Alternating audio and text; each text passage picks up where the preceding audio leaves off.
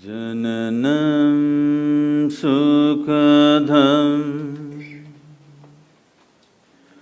maranam karunam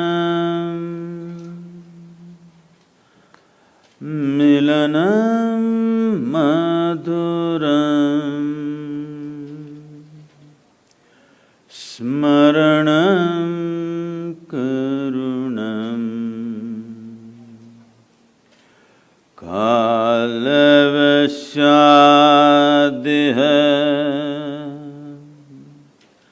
sakalam karunam samayadipate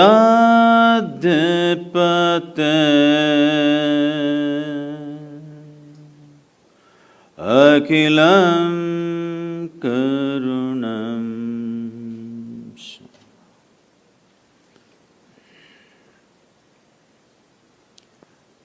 Good morning everyone.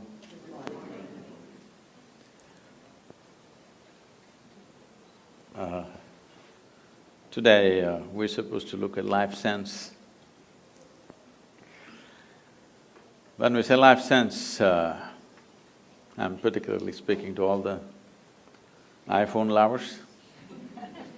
You're on Samsung.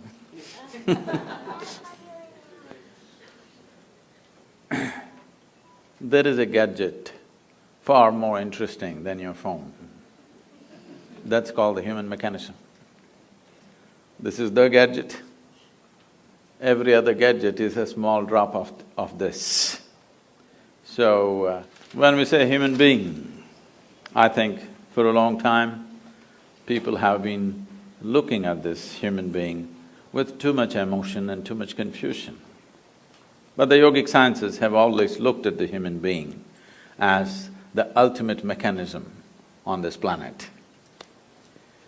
When we say a mechanism, we're talking about something that can work systematically, something that can do things, something that can consistently produce something wonderful. If it is not a mechanism, that means it's one chaotic nonsense. So, there are both type of human beings. Some are just one chaotic nonsense, some have become wonderful mechanism, not because somebody has come with a great mechanism and somebody has not. All of us fundamentally have come with the same thing. Maybe on the level of our physical form and maybe on intellectual levels, there may be some differences. But essentially, all of us carry the same human mechanism. But why is it that one seems to be in a phenomenal state and another seems to be a total mess? There are many ways to look at it. One simple thing is, we can look at it this way: every human experience that human beings have. Here, the little children, you have to do something to make them unhappy right now. You have to do something to make them unhappy. But there are a whole lot of adults, you have to do something to make them happy. They've reversed the equation completely. At the age of 5, if you were this joyful, by the time you're 30, you should have been ecstatic, isn't it? If things happen in the right order. But for some reason, it's gotten reversed to most people. As I said, every human experience has a chemical basis to it. We can call it peace, we can call it joy, we can call it love, we can call it blissfulness, we can call it ecstasy, we can call it agony, anxiety, misery, stress, tension, whatever we want to call it. Every human experience has a chemical basis to it. Or in other words, what you call as myself right now is a chemical soup. The question is only, is it a great soup or a lousy soup? If I give all of you the same soup-making ingredients, do you believe that all of you will come up with the same kind of soup? No. 500 varieties of soups will happen, that's all that's happened. All of us have come here fundamentally with the same ingredients, just see in how many ways we have become. The reason is, We have been given such a complex mechanism, and do you agree with me, all the gadget lovers? I'm asking you. This is the most sophisticated machine on the planet. Do you agree with me? So I'm asking you, someone gave you such a complex and sophisticated machine, have you read the user's manual? No. So without the user's manual, if you operate something, how would you do it? By accident, something will happen. Once in a way it works. Once in a way something is working. And to make this human being happy in pursuit of human well-being, we've ripped the planet apart, all right? I want you to understand there is no ecological disaster on the planet. Ecological disaster is just a consequence of human beings not knowing how to be joyful by their own nature, because we are seeking it everywhere else except here. But all human experience happens from within. What happens here, if you try to cause it from outside, then you have to burn the planet definitely, and that's what we're doing. So ecological disasters have not happened because of something else, only in pursuit of human well-being, isn't it so? Hello? Yes. So, in pursuit of human well-being, last 150 years, we've done too many things. Using the power of science and the prowess of technology, we've done too many things. So many things that if you happen to be here 200 years ago and you're here again today, you wouldn't recognize the place for anything. Everything has been changed. Because of this change, much comfort and convenience has come. When it comes to comfort and convenience, we are definitely the most comfortable generation ever. Do you agree with me? I'm asking even those who are standing.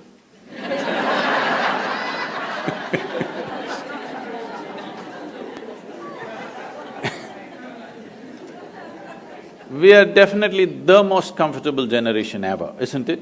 But we cannot claim we are the most joyful, we cannot claim we are the most loving, we cannot even claim we are the most peaceful. To be peaceful and happy, today I'm sure many people are propagating this, and even the so-called spiritual leaders are going about saying, peace is the ultimate goal of life. Such people will only rest in peace. Because, tell me, today, if you want to enjoy your lunch today, if you're not ecstatic, at least you must be peaceful, isn't it? Hello? If you're not in some state of ecstasy, at least you must be peaceful to enjoy the food that you eat, isn't it? So I'm asking you, to be peaceful, to be happy, is it the ultimate goal of your life or is it a fundamental requirement of your life? It is the most fundamental requirement. If you're not even peaceful, I don't know how many have died under your care.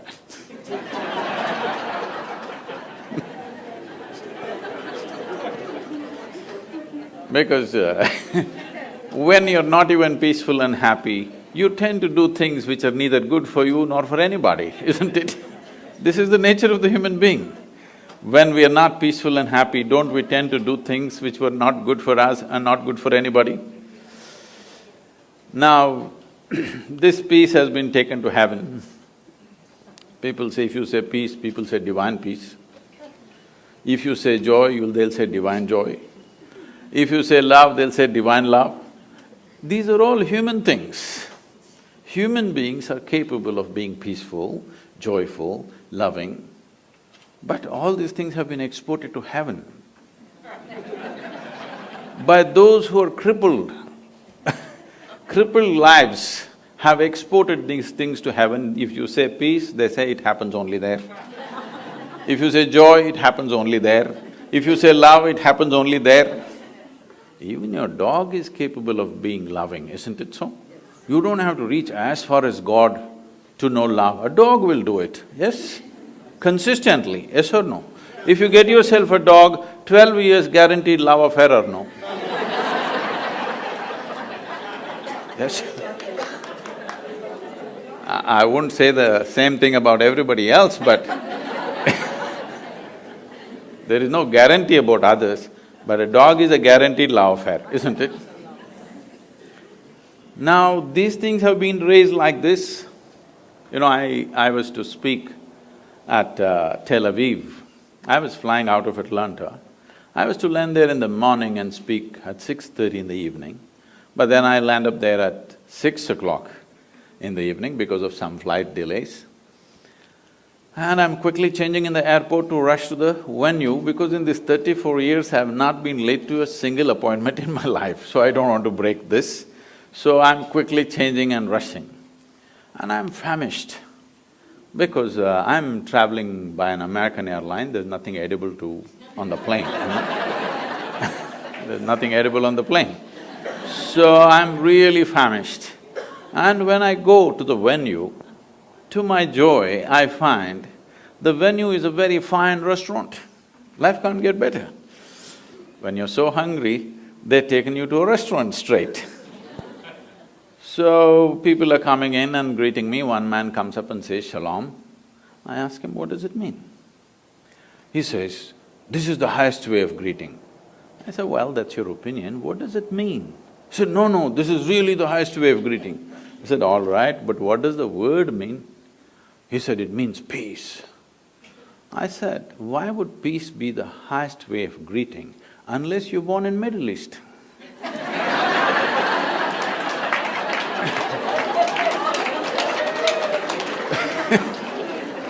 In South India, somebody comes up to me in the morning and says, "Peace." I'll say, "What's wrong with you?" So I'm saying anything that you are deprived of will slowly rise to heaven. Everything that human beings are talking about, everything that human beings have attributed to their gods, everything that human beings have exported to heaven, these are all human qualities. Yes? Those who made themselves incapable, they're talking it'll happen somewhere else. But today human intellect is sparking like never before. Never before this many human beings could think for themselves. Yes? Never before in the history of humanity. Because otherwise a priest, a pandit, a scripture, something else thought for you. Now human beings are beginning to think for themselves. Whether they're thinking straight or not is another issue, but at least they're thinking something. It's a good beginning, you know, something they're thinking. Once they start thinking, the problem with thought is, it has to be logically correct, otherwise it doesn't go by. Even the most idiotic argument if you witness, people are talking the way they're talking because they believe it's logically correct. Yes or no?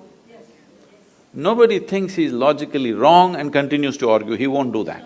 He somehow finds a way to make it logically correct. So, once this happens, that human intellect begins to fire like this, even if God comes and stands here and speaks, unless he makes sense, people will reject him. Yes or no? Maybe you don't have the courage to say yes, your children, they are going to reject it. Unless it makes sense to them, they're going to reject it. Yes or no? So once they reject it, it may so happen, heavens will crumble. Heavens will fall down. You know what is in heaven? You don't know. Let me tell you so that you can make your choices. Hindu heaven, food is great.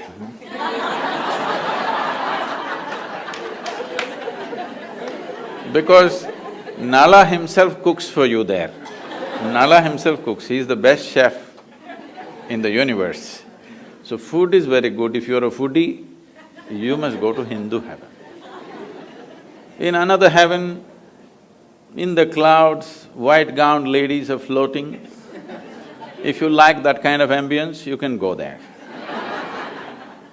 In another heaven, you'll have virgin problems. If you want to encounter that, you can go there.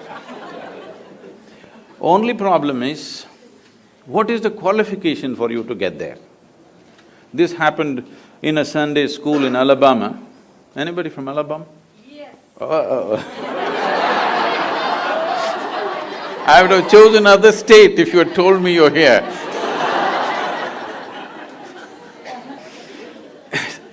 The Sunday school teacher, in his enthusiasm, asked the tiny tots, "What do you have to do to go to heaven?" Little Mary stood up and said, "If I scrub the church floor every Sunday morning, I will go to heaven." "Absolutely." Another little girl stood up and said, "If I share 50% of my pocket money with my less privileged friend, I will go to heaven." "Absolutely."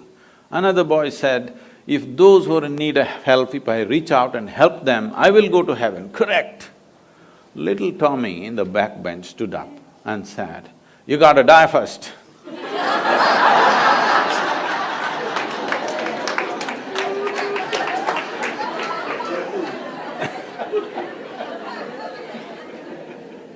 So you got to die first, that is the basic qualification, all right? So when you die, depending on your culture, we'll either bury you or burn you or feed you to the birds. One of the things we will do to you, yes? It is the or in other words, anyway, your body, we put it back into this earth because this body is something that you borrowed from this planet, isn't it so? You're on loan. If you were planning to take it to heaven, you're a willful defaulter, you know? Yes? It's good to pay this back, isn't it? What we have taken, we can use it well. When it's time, we must pay back the loan or no? Put it back into the earth. Whether you like it or not, they will.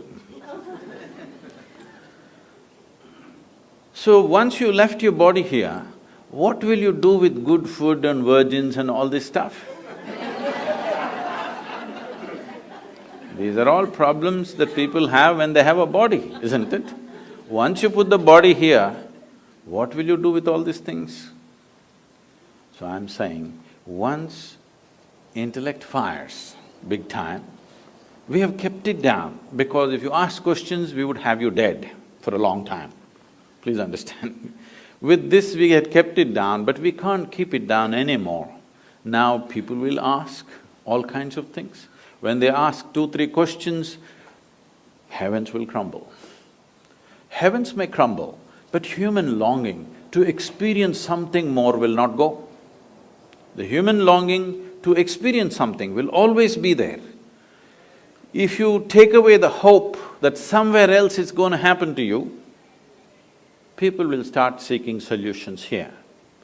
When they start seeking solutions here, if you don't show them a way, if you don't show them a way which is logically correct and scientifically ascertainable way, where you can take charge of your inner experience and cause the kind of experience that you want to be in, if you don't teach them the ways, if you don't give them the technologies for inner well-being, then I would say in another 60 to 80 years' time, 90% of the humanity will seek chemical solutions. They will be either on drink or drug. Tell me, most of you, whatever your age right now, when you were 20 years of age, how many people were drinking and drugging on this planet? Today, how many people are doing? Has it gone up by 1000% at least? Yes. 10 times over or more? Yes. It has. This is because people are seeking solutions here, because slowly all these people are losing faith that somewhere else it'll be better. They're trying to make it better right here. If you don't show them the right way, they will somehow try to do it. Now, I'm not looking at this as a moral issue. 90% of the people being on drink and drug is not a moral issue for me. One responsibility we have as a generation of people is that when we leave, we have left a generation which is at least one step better than us. This is a fundamental responsibility we have as a generation. But when we leave, if we are all on 90% of us or on drink and drug, when we leave, we will leave a worse generation than us, because we will become incapable of even producing a better generation. And this will be a complete failure of who we are, everything that we worked for, the development of civilizations, all this will go waste if 90% of the population goes on this. In New York City, what do you think is the percentage? I'll leave it to you. People from New York tell me. What do you think is the percentage who are seeking some kind of chemical solution for their experience to make themselves peaceful? They have to drink something or pop something. What do you think is the percentage?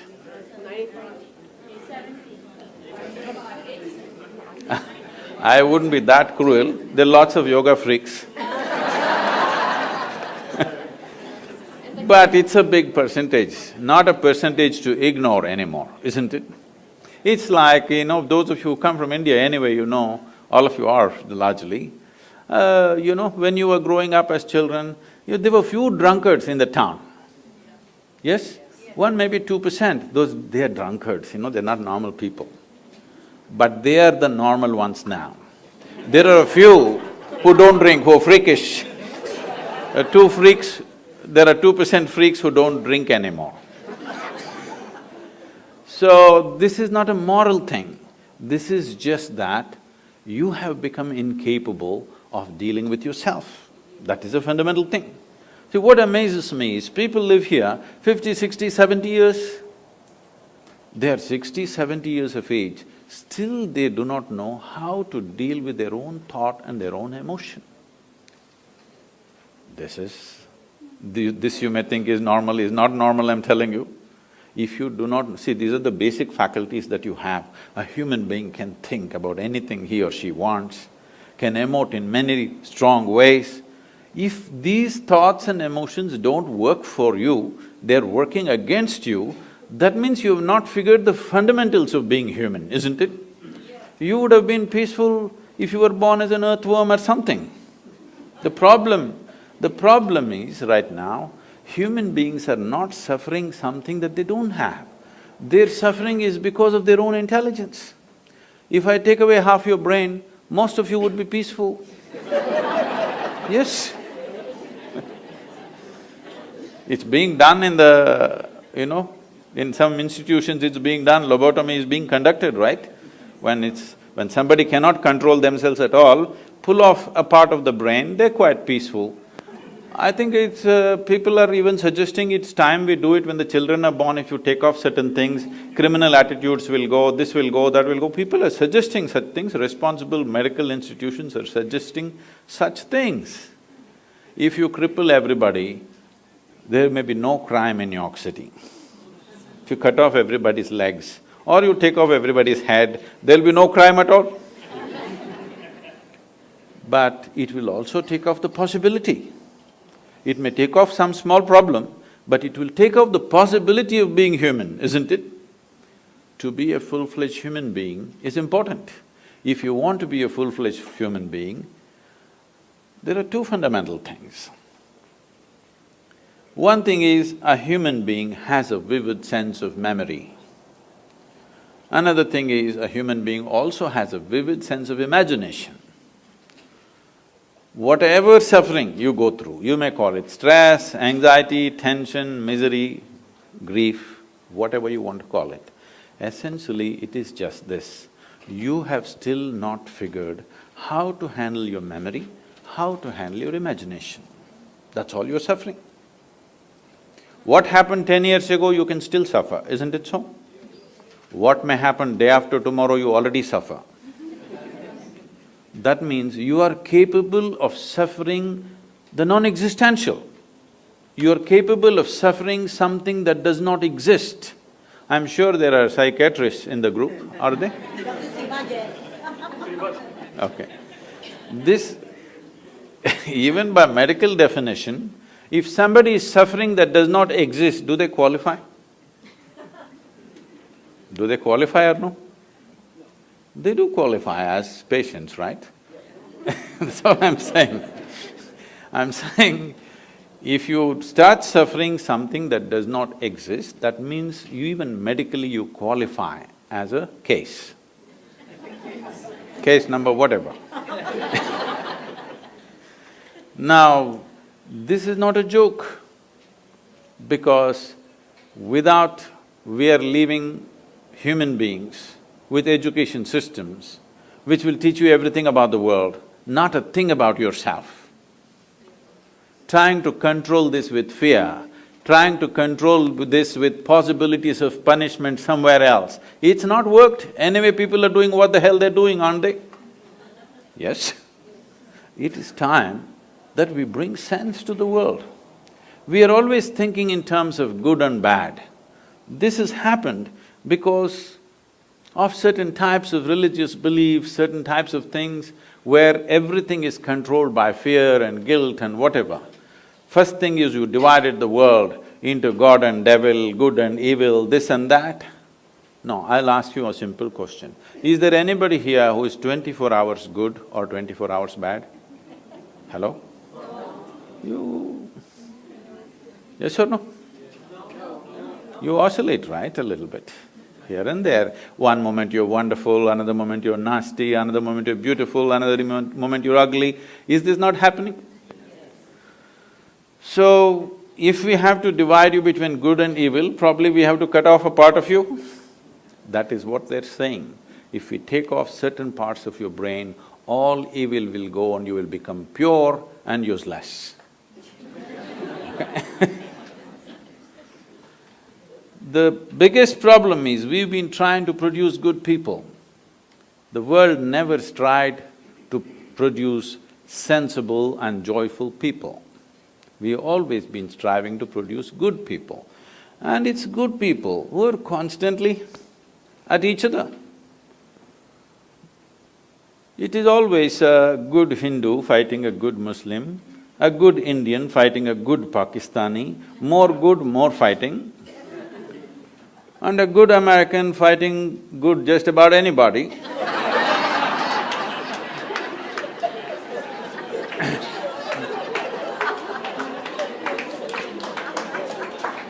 Because the more good you think you are, more confrontational you have become. Please see this.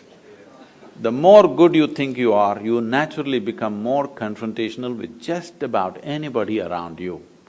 If you think you're very good, how this has come to you in your mind is, you look at these people, she's not okay, she's not okay, she's not okay, he's not okay, he's not okay. Compared to all these people, I'm good, I'm very good means nobody's good. Nobody is okay. Nobody is okay is not a question of goodness, it's a question of madness. The madness has settled in. This has to go means human consciousness has to rise. You have to look at this tremendous possibility that we have come with. And is it true? Can you see me at least? Hello, everybody? Yes. Even if you're not listening, can you see me?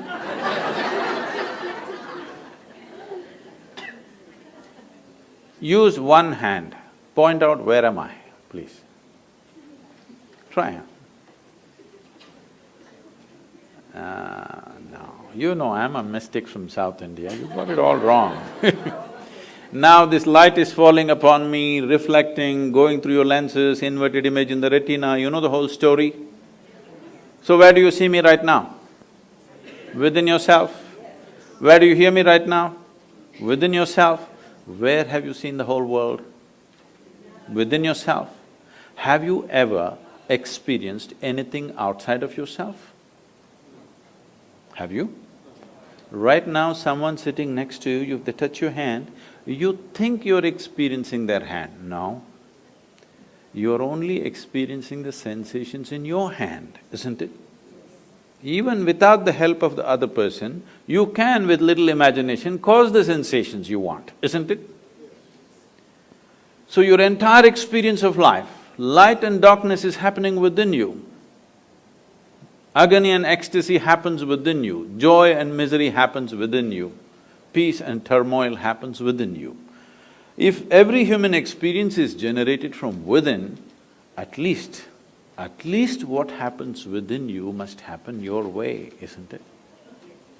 World will not happen your way, and I'm glad it's not happening your way, because if the entire world happened your way, where do I go? I'm glad it's not happening your way.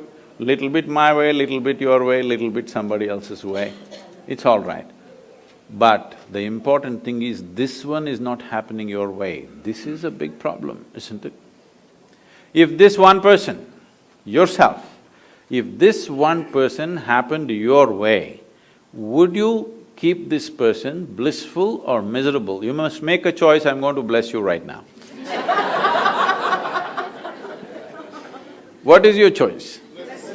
For yourself, what is your choice? Highest level of pleasantness, isn't it?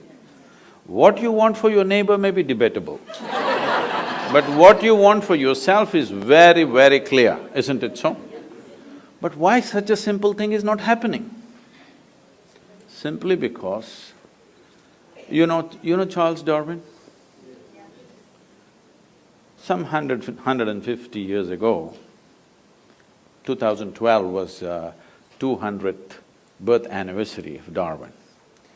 Some 150 years ago, he propounded a theory and he said, what was a deer could have become a giraffe, so many million years. What was a pig could have become an elephant, so many more million years. What was a monkey became a human, but it happened rather quickly. Yes, so quickly that anthropologists think there is a missing link. They're still looking out, I'm saying. Did anybody meet? Did you meet a missing link, I'm asking? No. Now, they're saying the DNA difference between you and a chimpanzee is only 1.23%. 1.23% is not much of a difference, isn't it? Not much of a percentage. Not a percentage to boast about, isn't it? The thing is just this, physiologically, you're only 1.23% away from a chimpanzee. But in terms of your intellect and awareness, we're worlds apart from a chimpanzee. So this is the problem. You have an intelligence for which you don't have a stable enough base. Now, this same intelligence, the sharper it is, the more it pokes you. So people are thinking dulling it, either with wine or divine, is the solution. Somehow dull it for some time and you feel peaceful. Dulling it not the solution, sharpening it to a point where it'll work for you is the solution, isn't it? If you dull it, you're somehow crippling yourself, isn't it? In some way you dull the system. Maybe you think it's temporary, but if you dull the system, in some way you're crippling yourself. If crippling yourself is a solution, death is a better solution, isn't it? Yes or no? If taking a little bit of the brain is a solution, blowing your brains out is definitely a better solution, more efficient. This happened. I was teaching a program in India and somebody stands up and she introduces herself. She says, I've come from Singapore, in the last 2 years, I committed suicide 5 times. I said, stop. At this level of inefficiency, you are not getting anywhere.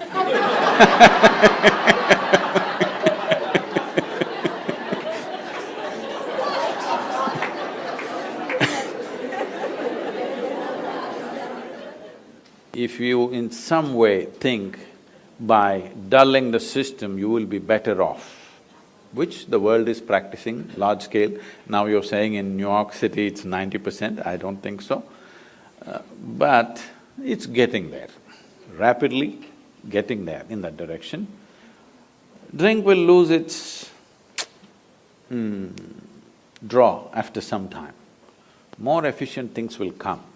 Slowly, all things will get legalized when they can't control it anymore, please know this. Everything will get legalized, the moment they can't control it, they'll feel it's better to tax it and run the nation rather than investing too much on policing these things. So when these things happen, it is a question of crippling the human being in some way. Yes, it gives pleasure. If you take off the brain, maybe you can just float around in total, utter peace. But all possibilities are also gone, isn't it? So this is happening to us because we have not understood the fundamentals of how to exercise our own intelligence. We have learned how to make a living, we have learned how to do things, we have learned how to go to the moon or even beyond. But we have still not figured how to manage our own system, isn't it? Even if you have a spacecraft, this is more complex than that. Yes or no? Yes. This is far more complex than that. And this does not mean, when I say this, I'm not just… I mean, all of you doctors, maybe you're thinking of exploring me pathologically. We're not talking about just lungs, liver, kidney, heart, spleen, whatever. All this came from within. See, you eat a piece of bread in the morning, in over 2 hours, this bread becomes human body. You know as doctors how complex each part of the body is, that you know it is so complex, that is why today if we have to go to a medical checkup, we have to go to 50 different doctors, because for 50 different parts of the body. Slowly as you look at it closer and closer, you're realizing it's too complex for one person to grasp the entire thing, isn't it? Yes or no? Just 32 teeth, people are taking 9 years to understand what's happening in the mouth and they still don't know. Yes or no? Yes? Just to teeth, only 32, 9 years of study, and still we don't know all of it. We know pretty well, but not all of it, isn't it? So you are realizing it's so complex, but this complex mechanism, with what are you manufacturing? You eat a piece of bread, you eat a banana, you eat an apple, you eat whatever you want. Within few hours, it becomes this. So there is an intelligence here. There is an intelligence here which can make a banana into a human being, yes or no? Suppose I took a banana in my hand and transformed this into a human being, who do you think I am? Who is this, huh? Where did you see a magician who made a banana into a human being?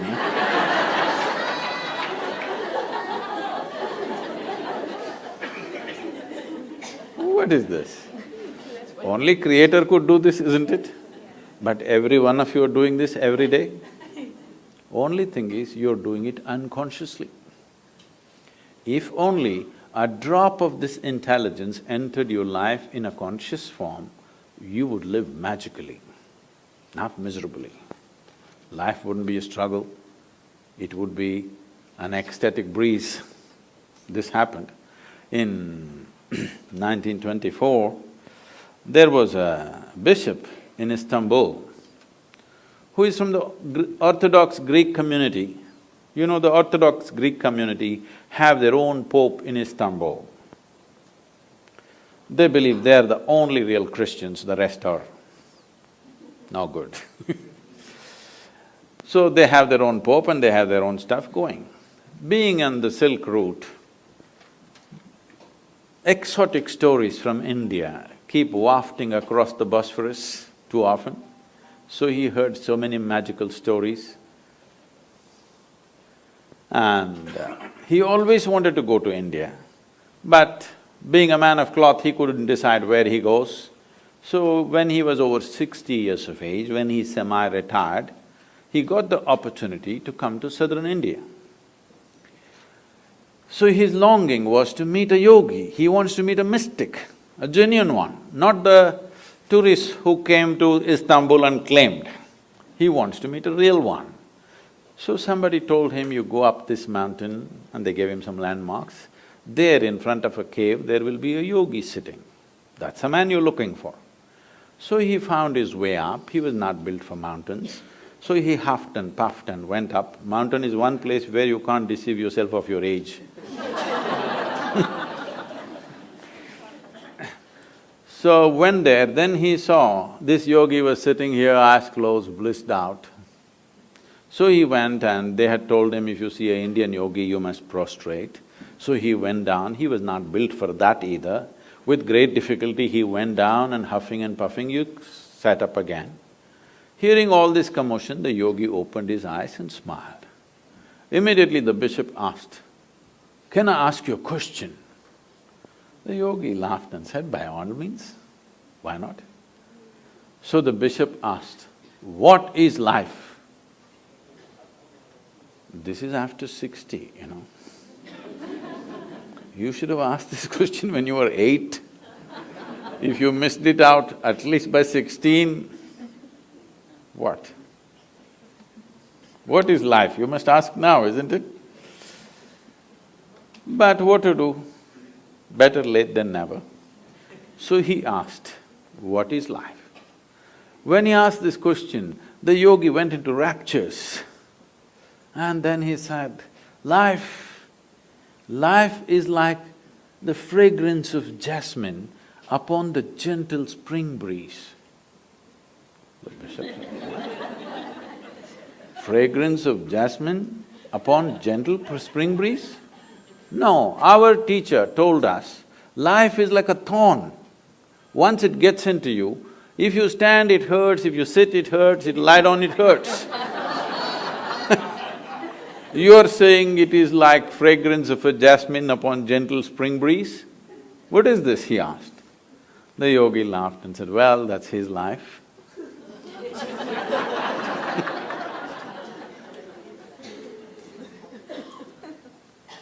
The experience of your life is entirely generated from within, is that so? What is being generated from within must be happening your way. Must happen your way, isn't it? But right now, just about anybody can make you happy, make you unhappy, make you miserable, make you frustrated, make you angry, make you so many things. This means you're in a very deep state of slavery. Somebody decides what should happen within you, not even around you. What should happen within you, somebody decides. This is a terrible state to be in, isn't it? Because we have not taken charge of this fundamental thing. Something so tremendous has been given to us, but we are busy. We read one piece here, one piece there, we read one tidbit from this scripture, another tidbit from that scripture, and self-help book, this book, that book, all tidbits. But it's not working here and there in small way. On a certain day, a bull, you know a bull? A bull was grazing. Chomp, chomp, chomp, chomp, chomp. Slowly, green grass led him deep into the jungle. He went deep inside. There was a lion who was past his prime and he was having difficulty hunting in the jungle because the animals are fast and he is getting slow. Then he saw, after many weeks of grazing, this bull had become nice and fat. He saw this nice fat bull, his mouth watered. He stalked him, found the right moment, pounced upon him, killed him and ate him up. Stomach became full.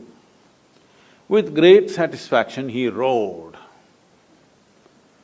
There were a few hunters passing by. They heard this roar, they tracked the lion down and shot him dead. The moral of the story is, when you're so full of bull, you should not open your mouth.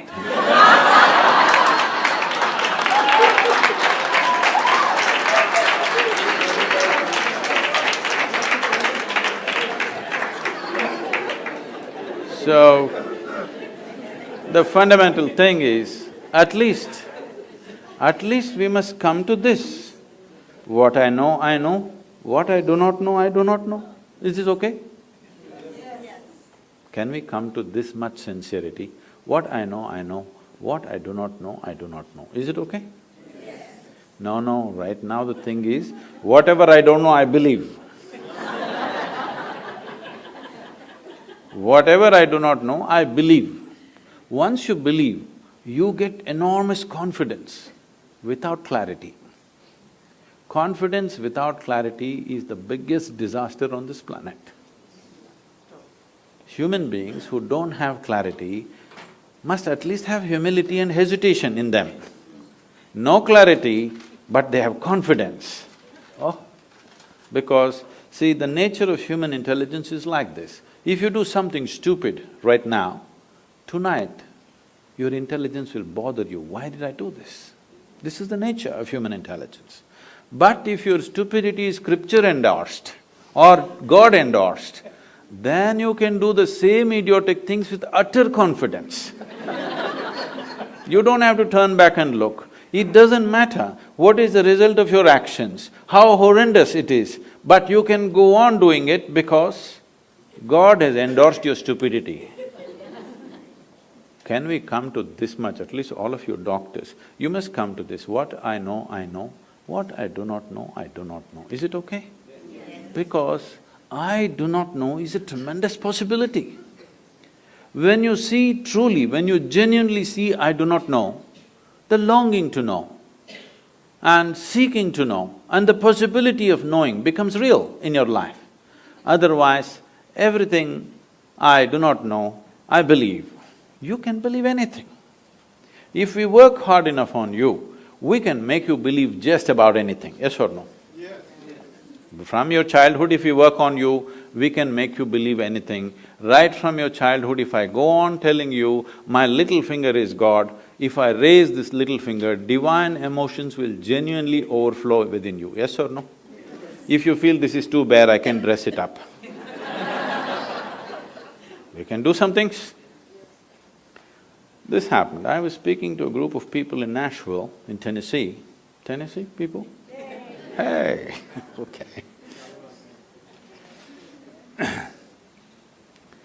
And I was just telling them a joke. In the joke, I referred to God as Him. Immediately these few ladies stood up and said, "Do you believe God is a man?" I said, "Whoa, whoa, whoa." I was only telling you a joke. They said, "It doesn't matter, you said Him, do you believe God is a man?" Now this is a big issue in some of the southern churches in America, is God a man or woman? They're trying to settle in this election, of course, but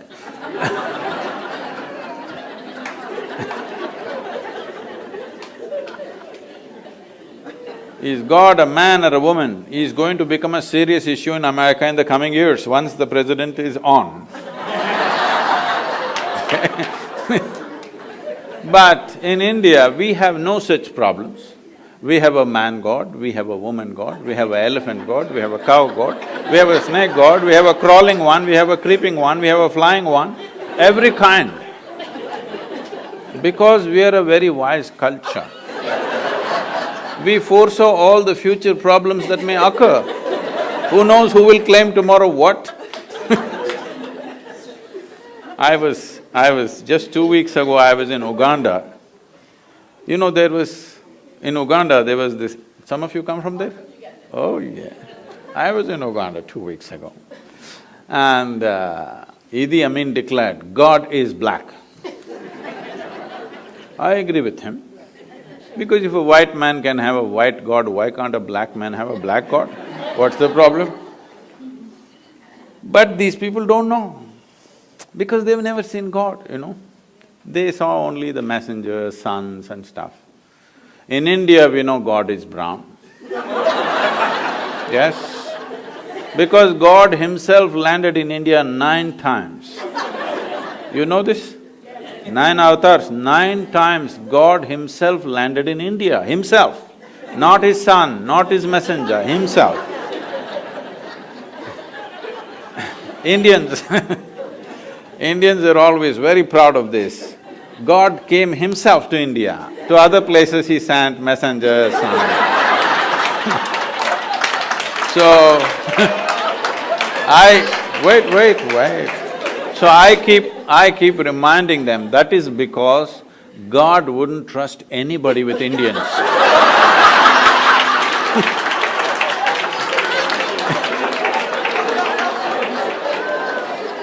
He wanted to do the job hands-on.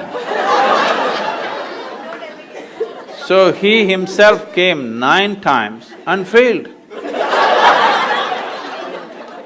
9 or 10 times debatable, but failure is not debatable, isn't it? So, we can believe what we want.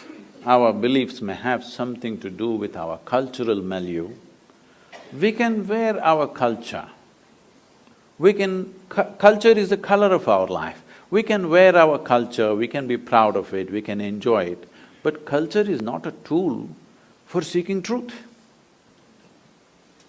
Culture is not an efficient tool because what you do today, whatever nonsense you do today, is tomorrow's culture. Yes or no? Whatever nonsense they did yesterday is today's culture. Culture is never a conscious process. To some extent, maybe. Rest is all hodgepodge of all kinds of things that many people did, isn't it so? Or do you believe that all of you consciously creating tomorrow's culture? Are you? Not at all. Whatever nonsense you do, your children will pick it up and they'll do it little differently, isn't it? So, culture is not a conscious tool, culture doesn't have sharp edges, it is just like that, simply evolving like an amoeba in various forms, everybody in this room full of people, each person will have their own understanding of what is Indian culture right now. Yes or no? And you're free to have that, because it is you who making the culture, you're the producers of culture. This is not an instrument of truth. But if you do not know the truth about your own nature, how can you conduct this well? Only by accident. When you conduct something so sophisticated by accident, anxiety is natural, isn't it? Everybody is a client, you can put that up in your practice. Psychiatrist, everybody is a client.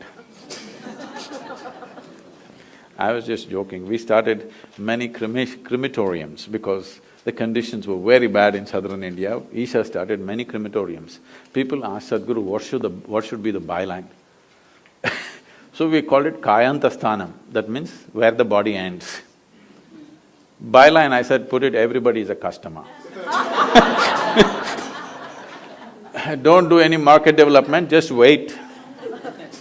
Everybody will come one day. You don't have to do any marketing. Anyway, they will come, isn't it? So, madness is also going to become like this, that almost everybody is a client. If you get angry, you say, I'm mad at you, isn't it? You're admitting it.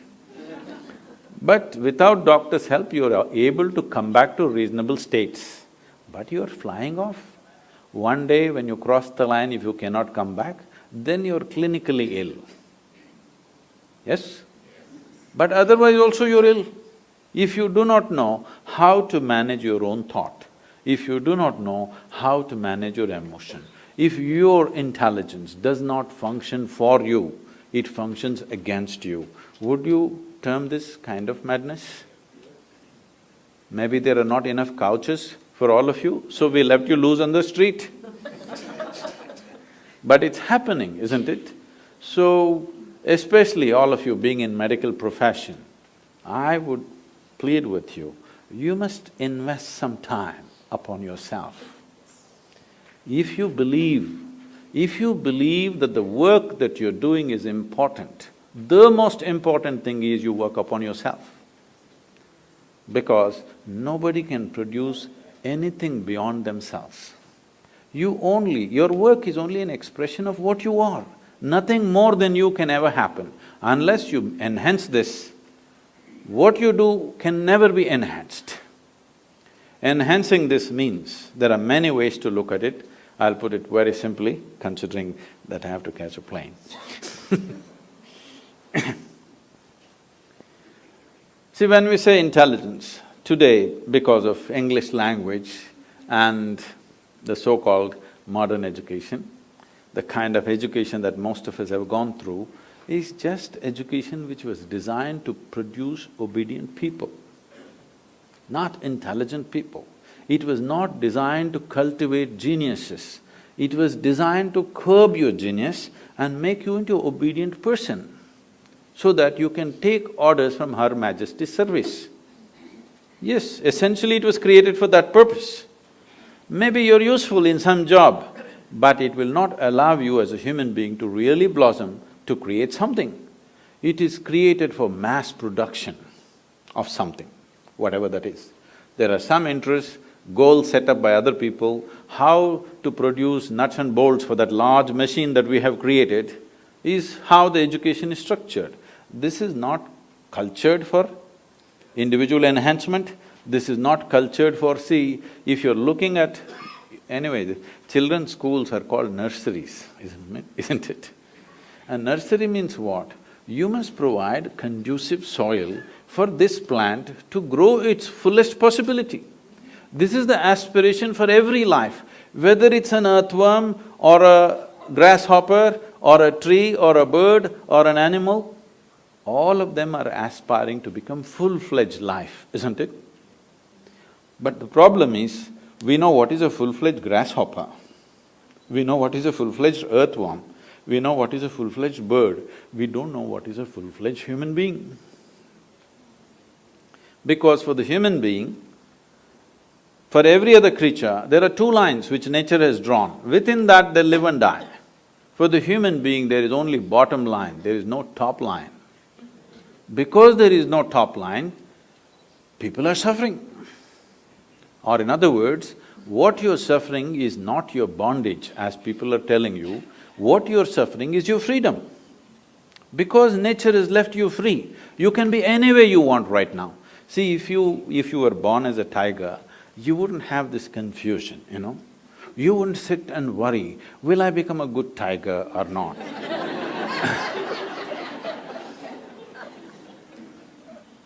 If you eat enough food, you will become a good tiger. There is no confusion, will I end up as a pussycat, will I become a great tiger? There's no such problems for a tiger. There is no such problem for any other creature, because for all of them, two lines are fixed. You eat well, you will become that. But you eat well, this will not become that. This one has come without a top line, so it is left to you to determine what this should become. When such a freedom life has offered to us, this is the greatest possibility. Upon this planet at least, of the life that we have seen, this is the greatest possibility, isn't it? Instead of exploring it, we're trying to fix it all the time. This is that. We are trying to fix a top line. But tell me, whatever you are right now, would you like to be something more? You must tell me right now, otherwise I'll bless you.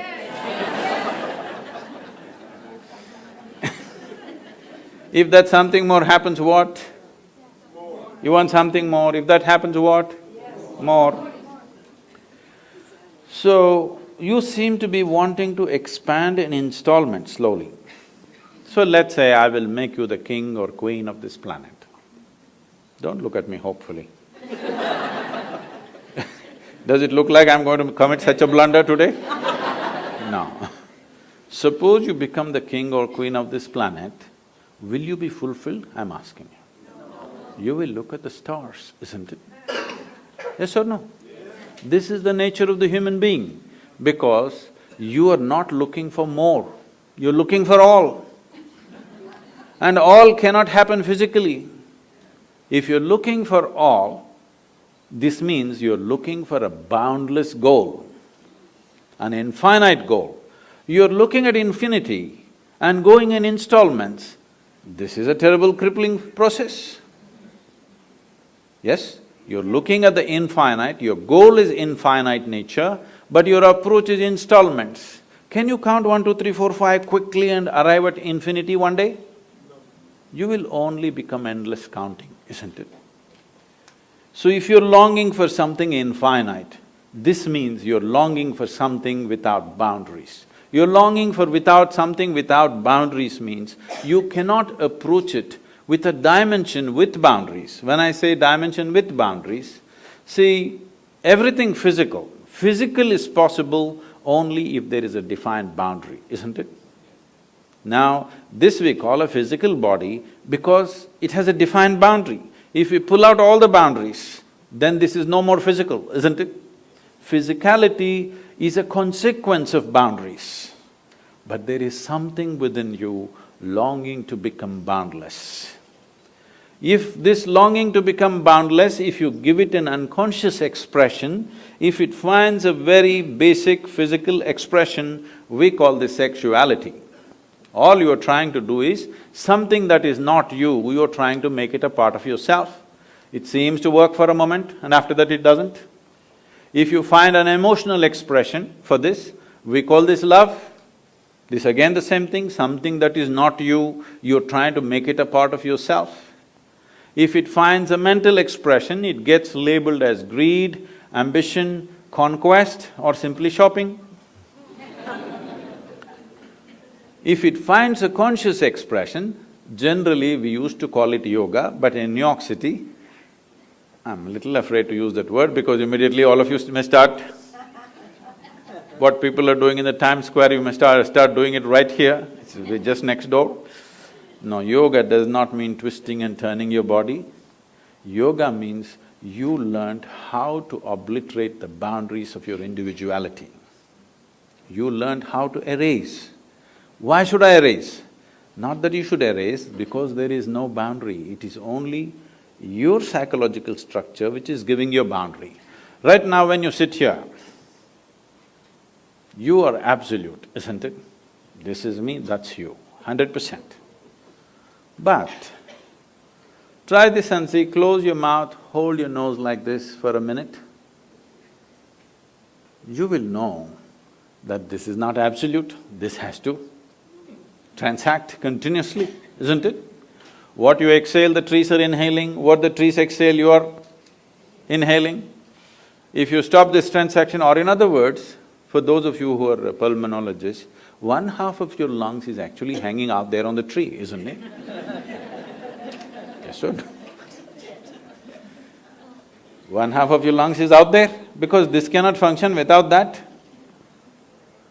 Now, this is not just on the respiratory level, every subatomic particle in this body is in constant transaction with everything in this cosmos, otherwise this cannot exist for a moment. See, here we are, sitting on a round planet and the damn thing is spinning on top of it. And in the middle of nowhere, you don't know where it begins, where it ends. Here we are sitting and doing all this talking. Obviously, a million forces that you don't even understand are keeping you in place, isn't it? Yes or no? If you don't know, you go up a mountain or dive into the water, you will understand what I am saying. If you go up a mountain, your brains will fill up with water. If you go down, your blood and brain will become full of air. All that's happened is little change in pressure. So the whole lot of forces, even managing and keeping you in place and in one piece, isn't it? If all the pressure is taken out, we may become bits and pieces. Too much pressure, we may become something else. Not just pressure, on a million different ways. This is right now being supported by too many things. You're on life support, I'm saying constantly, otherwise this cannot last by itself. So, anyway, there is no boundary for this life to exist. The life within knows this. Even the body knows this. Only your mind doesn't know this. Your mind thinks you're an absolute creature by yourself. So when you consciously erase this boundary in your mind, this means you can sit here and experience everything as yourself. If everything in the universe you begin to experience as myself, then we say you're in yoga or we say you're a yogi. This means a union has happened, you have successfully erased. What is the use of this? This means there are different dimensions of intelligence within us. Unfortunately, our education systems are using only one aspect of it, which is called the intellect. In yoga, we identify 16 dimensions to human mind. These 16 dimensions are seen as 4 parts. We will look at these 4 parts. This is called as buddhi, ahankara, manas and chitta. Buddhi means intellect. Intellect must be sharp, otherwise it won't work. But it is the sharpness of the intellect which is cutting you up every day. Not because intellect is a bad thing, if you don't have a steady hand, a sharp knife is a problem, isn't it? Why we don't give a knife to a child's hand is not because the knife is dangerous, because a child doesn't have a steady hand. In the last 24 hours, what do you think? Have knives saved more lives or taken more lives? Surgeons, please tell me. We are here, so. So she's saying because we are all here, they are all saved. It has saved many lives in a few irresponsible hands. It might have taken some lives, but knife is not dangerous. Sharper it is, the better it is. Hello? Yes. So intellect is not the problem. Sharper it is, the better it is. An unsteady platform, then it starts cutting you up. It either cuts other people or cuts you up. The next dimension of the intelligence is called ahankara. Ahankara does not mean ego as most people think. It is the identity. Because the nature of the identity, the subtlety of the identity determines how your intellect functions. Right now I say, I am a man. The stronger I say it, the more my intellect will try to protect my masculine nature. If you say I am a woman, it'll start protecting that. If I say I'm an Indian, it'll start protecting that. If I say an American, it protects that. To what extent? Even to the extent, even if it costs my life, it's okay. But my Indianness or my Americanness or my manliness must be protected at any cost. This is what ahankara does to you, because the identity, how you take the identity. There is an entire system of education in India which is about training a child how he should groom his ahankara, his identification, how he should groom it in such a way that it is beneficial for him and beneficial for everybody around him. How to groom one's identification, there's a whole process. Unfortunately, we've given up everything, we get stuck to something or the other. So identity is the hand which holds the knife of the intellect. How steady it is, how subtle it is, will determine what the knife will do. Now, this is rooted in what is referred to as manas. Manas means it's a huge silo of memory. Memory, we recognize memory as 8 different dimensions of memory, starting from evolutionary memory, genetic memory, unconscious memory, conscious memory, and many other aspects of it. 8 different dimensions of memory. When I say all these different types of memory, I'm sure you don't remember how your great-great-great-great-grandfather or grandmother looked like, yes? You don't remember that. But their noses are sitting on your face right now. Yes or no? Your body remembers 100%. Yes or no? It even remembers the skin tone of your great-grandmother. You might not have seen her, you may not remember, but it remembers everything. So the amount of memory that every cell in the body carries is 1,000,000,000,000 times more than what your mind can ever carry. We are thinking intellect is everything and thought processes become everything because this is a European mess-up that happened to the entire world. Somebody said, I think, so I am.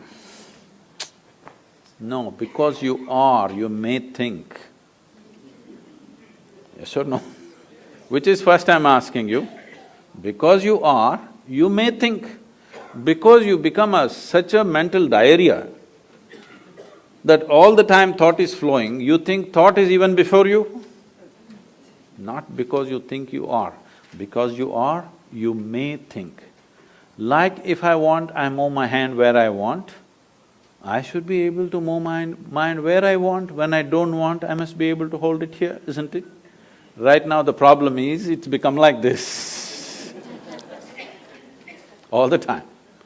If this happened to your body, you would look ridiculous, isn't it? Even with the mind it is the same thing, your only comfort is others cannot see it. Yes? It's equally ridiculous. You're comfortable because you think the person next to you cannot see it, but if they pay enough attention, they can. They can, believe me. Now, the manas is a silo of memory. If you cut off the connection between the memory and the intellect, your intellect feels suddenly useless if it is not empowered by memory. See, people lose their memory, their intellect is still intact, but it's no use because there is no memory. So these are what three dimensions, and the fourth dimension is called as chitta. Chitta is a dimension of intelligence within you, unsullied by memory. There is no iota of memory in this. What memory means is, memory is the way you are setting up your boundaries. With memory, you recognize, this is my friend. Oh, I don't know who this is. That is my relative. I don't know who that is. You're establishing the boundaries of your life with your memory. Everything that you remember sets a boundary for you, isn't it? You remember, this is my country, now it sets a boundary for you. You remember, this is my father, it sets a boundary for you. You remember, this is my husband, sets a boundary for you. This is my child, sets a boundary for you. There is a dimension of intelligence within you which is unsullied by memory. If you touch your chitta, in the yogic lore, in a very mischievous way, it is said, if you touch your chitta, God becomes your slave. Because the dimension of intelligence which is capable of making a banana into a human being, if it became a conscious process, you would definitely live magically, isn't it? Other people will think you're superhuman, but I am telling you, this is what it means to be human. To eat, sleep, reproduce and die, you don't have to come with such a complex mechanism. An earthworm, if peace is the highest goal, you must come as an earthworm, and it's very eco-friendly. All its aspirations are 100% ecologically sensitive, isn't it? Yes or no? If you have a question, please. Yes, please. Namaskaram, Sadhguru. I have a question about medicine and law. In my opinion, a lot of physicians make medical decisions with fear of the legal system and malpractice suits. This fear affects the physician-patient relationship and increases healthcare costs. For example, I know I've ordered some tests for patients based on this fear, and I've seen other physicians do the same. So can you please speak on physicians' legal responsibility in taking care of someone else's health? And what can physicians as individuals and as a social collective do to overcome this fear? In ancient India, it was always said, there are three things which should never be commercialized: education, health and spiritual process. The moment you commercialize these three things, they will take the society in a completely different direction. When I say completely in a different direction, people are telling me, I have no way to check the statistics, they're telling me the food industry on the planet is $7.6 trillion. The pharmaceutical industry is $7.2 trillion. By the end of 2017, they're saying the pharmaceutical industry will be well above the food industry. This doesn't look like we are creating health on the planet, right?